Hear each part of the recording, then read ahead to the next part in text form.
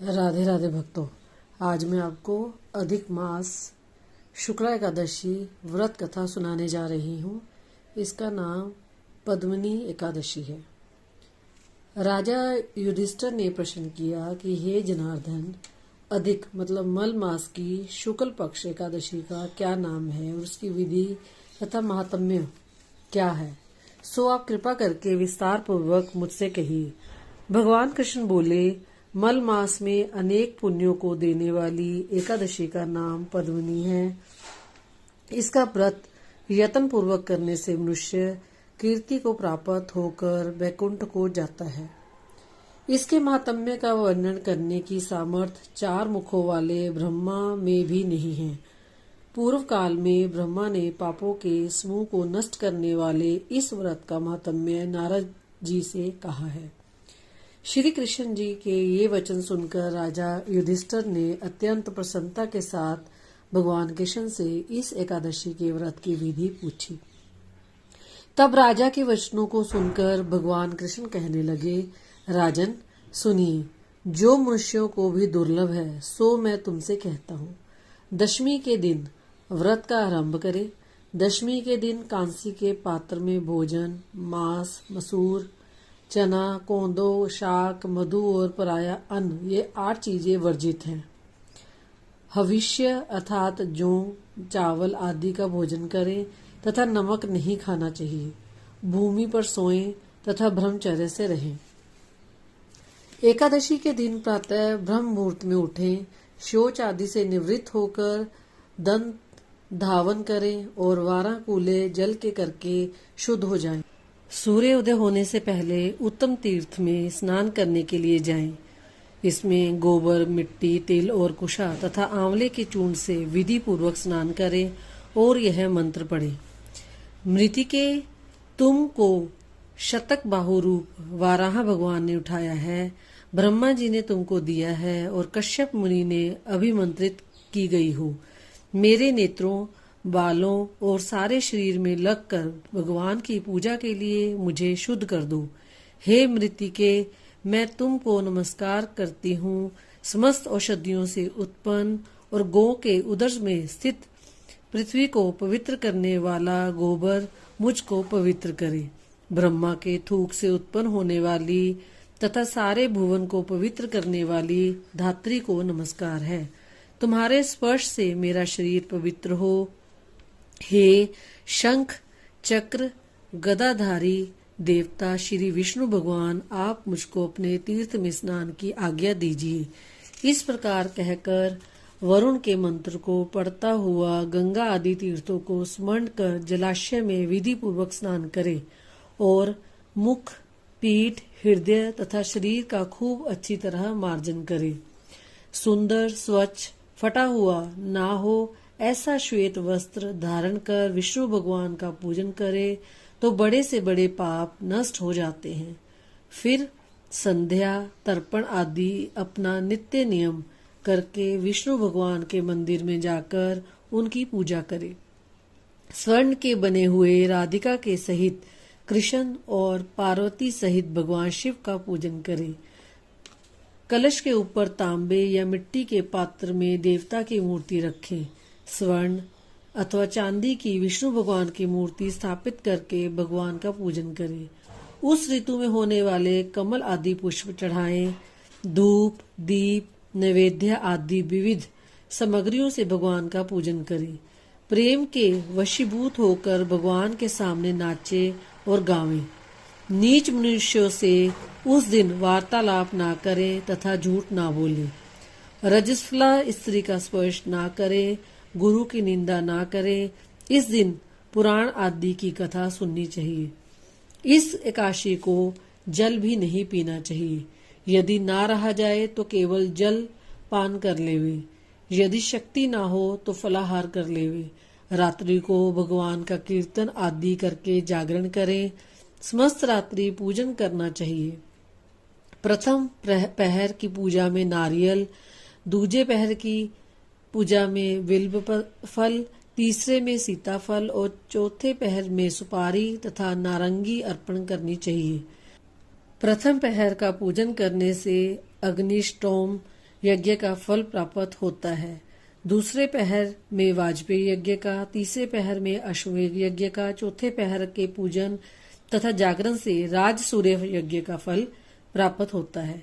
इस व्रत से बढ़कर कोई यज्ञ, तप, विद्या या पुण्य नहीं है। जिसने इस एकादशी का व्रत किया उसने पृथ्वी के सारे तीर्थ और क्षेत्रों का दर्शन व स्नान कर लिया।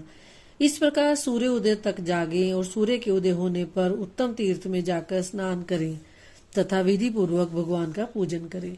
श्रेष्ठ ब्राह्मणों को भोजन करावें। जो घड़ा आदि है उनका पूजन करके ब्राह्मणों को दान कर देवे। जो मनुष्य उपयुक्त विधि पूर्वक इस व्रत को करते हैं उनको मुक्ति देने वाला यह व्रत सफल हो जाता है तथा अंत में मुक्ति को प्राप्त होते हैं। भगवान कहते हैं कि हे राजन, तुमने मुझसे मल मास शुक्ल पक्ष के एकादशी के व्रत की विधि पूछी, वह सब मैंने वर्णन कर दी। कृष्ण पक्ष के एकादशी के व्रत की भी यही विधि है। जिसने पद्मनी एकादशी के व्रत को कर लिया मानो उसने सब व्रतों को कर लिया। अब इस पद्मनी एकादशी की मनोहर कथा तुमसे कहता हूँ। एक समय कार्तिक वीर्य ने रावण को बंदी गृह में बंद कर रखा था। उसको पुलस्त्य जी ने कार्तिवीर्य से विनय करके छुड़वाया। इस घटना को सुनकर नारद जी ने पुलस्त्य जी से पूछा कि महाराज, जिस महावीर रावण ने समस्त देवताओं सहित देवराज इंद्र को जीत लिया था, उसको कार्तिवीर्य ने किस प्रकार जीतकर बंदी बनाया, सो आप मुझको विस्तार पूर्वक बतलाइए। तब पुलस्त्य जी ने कहा कि नारद जी, पहले आप कार्तिवीर्य की उत्पत्ति का वृतांत सुनिए। पूर्व काल में त्रेता युग में हेय नामक राजा के वंश में कृतवीर्य नाम का राजा महिष्मतिपुरी में राज्य करता था। उस राजा की 1000 परम प्रिय स्त्रियां थीं, परंतु उनमें से किसी के भी कोई पुत्र नहीं था जो राज्य भार को संभाल सके। देवता, पितर, सिद्ध तथा अनेक चिकित्सकों आदि से राजा ने पुत्र प्राप्ति के लिए प्रयत्न किए, परंतु भाग्यवश राजा से कोई पुत्र नहीं हुआ और सब यत्न असफल रहे। पुत्र के बिना उसको सारा राज्य दुख में प्रतीत होता था। जिस प्रकार भूखे आदमी को भोग विलास सुखी नहीं कर सकते, तब राजा को यह ज्ञान उत्पन्न हुआ कि तप से सब अभीष्ट फल की सिद्धि हो सकती है। राजा को वन में तपस्या के लिए जाते हुए देखकर उसकी एक परम प्रिय रानी इक्ष्वाकु वंश में उत्पन्न हुए राजा हरिवंश की पद्मिनी नाम वाली कन्या राजा के साथ जाने को तैयार हो गई और दोनों ही अपने अंग के सब सुंदर वस्त्र और भूषणों को त्याग कर वल्कल वस्त्र धारण कर गंधमादन पर्वत पर चले गए। राजा ने इस पर्वत पर जाकर 10,000 वर्ष तक तप किया, परंतु फिर भी पुत्र की प्राप्ति न हुई। तब उस पतिव्रता रानी पद्मिनी ने अपने पति के शरीर में केवल नस और अस्थि मात्र देखकर महासाध्वी अनुसूया जी से नम्रता पूर्वक पूछा कि हे साध्वी, मेरे पति को तपस्या करते हुए 10,000 वर्ष बीत गए, परंतु भगवान फिर भी किसी तरह से प्रसन्न नहीं हुए। सो इसका क्या कारण है? आप कृपा करके कोई ऐसा व्रत कहो जिससे भगवान मुझ पर प्रसन्न हो, जिससे चक्रवर्ती पुत्र उत्पन्न हो। उस कमल नयनी पद्मिनी से अनुसूया जी बोली कि हे सुंदरी, 12 मास से अधिक मल मास होता है जो 32 मास पश्चात आता है। इसमें द्वादशी युक्त पद्मिनी और परमा नाम की शुक्ल पक्ष और कृष्ण पक्ष की 2 एकादशियां आती हैं। शुक्ल पक्ष की एकादशी का नाम पद्मिनी है। तुम जागरण समेत उसका व्रत करो। इस व्रत के करने से पुत्र देने वाले भगवान तुम पर प्रसन्न होकर शीघ्र ही पुत्र देंगे। इसके पश्चात अनुसूया जी ने रानी से व्रत की सब विधि कही। उसको सुनकर वह सुंदर रानी पद्मिनी पुत्र प्राप्ति की इच्छा से इस व्रत को करने लगी। वह सदैव एकादशी को निराहार रहती और रात को जागरण करती। इस प्रकार व्रत के समाप्त होने पर भगवान विष्णु प्रसन्न होकर गरुड़ पर आरूढ़ होकर उसके पास आए और वर मांगने के लिए कहा।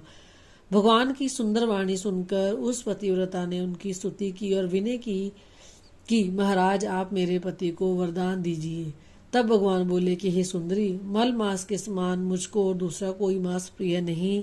उसमें जो प्रीति को बढ़ाने वाली एकादशी का व्रत तुमने अनुसुया जी के कथनानुसार किया है तथा जागरण भी किया है, इस एकादशी से अधिक प्रिय मुझको कोई वस्तु नहीं। अतः मैं तुम पर अत्यंत प्रसन्न हूँ। ऐसा कहकर संसार के दुखों को नाश करने वाले श्री विष्णु भगवान ने राजा से कहा कि हे राजन, जिससे आपका मनोरथ सिद्ध हो वही वर मांगो, मैं अत्यंत प्रसन्न हूँ। तब राजा ने बड़े बलवान पुत्र का वर मांगा और कहा कि प्रभु, यह पुत्र ऐसा हो कि आपके अतिरिक्त देवता, मनुष्य, नाग, दैत्य, राक्षस आदि किसी से ना मरे। राजा की यह बात सुनकर भगवान वरदान देकर अंतर्ध्यान हो गए। इसी वर के प्रभाव से पद्मिनी के कार्तिवीर्य उत्पन्न हुआ। उसके समान तीनों लोकों में कोई बलवान नहीं हुआ। तीनों लोकों में भगवान के सिवा उसको जीतने में कोई समर्थ नहीं हुआ। तब यदि दशकंधर रावण कार्तिवीर्य से पराजित हो गया तो कौन सी आश्चर्य की बात है, क्योंकि महाबली कार्तिवीर्य देवताओं के भी देवता भगवान विष्णु के वर से जन्मे हैं। इतना कहकर पुलस्त्य मुनि अपने आश्रम को चले गए। श्री कृष्ण जी कहने लगे कि हे अनघ, जो मल मास की एकादशी का महात्म्य तुमने पूछा था सो सब मैंने तुमसे कहा। जिन पुरुषों ने मल मास शुक्ल एकादशी का व्रत किया, जो इस संपूर्ण कथा को पढ़ते तथा सुनते हैं, वे भी यश के भागी होकर विष्णु लोक को प्राप्त होते हैं। बोलो श्री विष्णु भगवान की जय।